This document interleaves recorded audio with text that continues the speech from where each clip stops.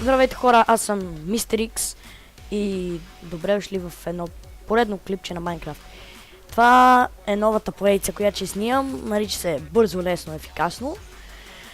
И ще ви показвам разни лесни неща, които да правите, но също така хубави. Днешното изобретение е вдигащ се мост. Кво?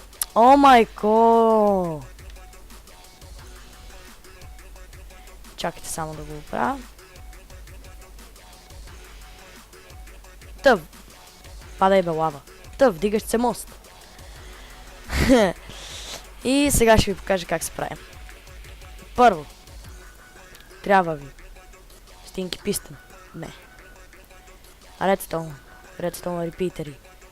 Какво друго ще ни трябва? Трябва ни ръчки. Може да си изберете всякакъв блок. Мене е това стъкло ме кефи. Друго какво ще ни трябва? Я да видим. Чакайте.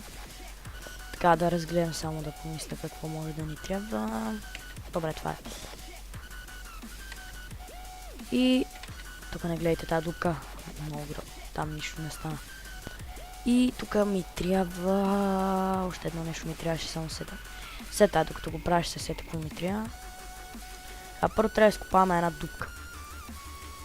Така имаме дълга 4 блокчета и широка. Трябва да е широка. Абе трябва да има още 2 блокчета от страни на пистените. От всяка страна трябва да има 2 блокчета широчина. В което ще сложа... Майко, не съм ли глуп? Не съм също. Така. Добре, чупим. И тия неща чупиме. Добре. Сега на средата слагаме... пистените.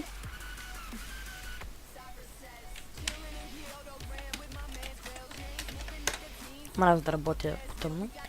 Сега тук слагаме репитери. И да се активира това. Машината.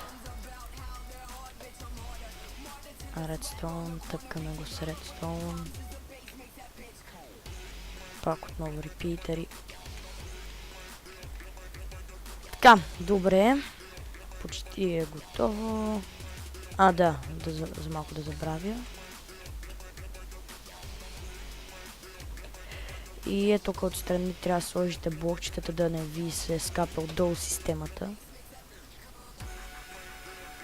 В принцип предпочитам да слагам сандстоун, да се слее, ама семята този път.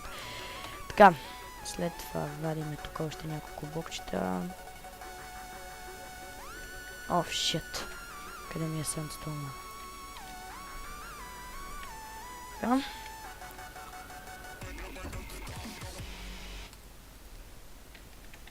Знам, че се прекъсна системата, спокойно.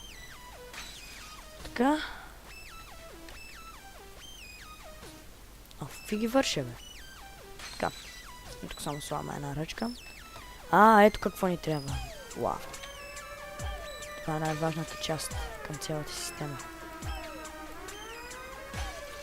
Шет. Палих се. Нищо, нали сме на креатив. Ние не можем да умрем. Ние сме шматки. За вас не знам. И така. Само дърпате ръчката и получавате желания ефект. И това беше от мен, дами и господа. Това е първи епизод. Ако ви е харесало, оставете коментар или се абонирайте.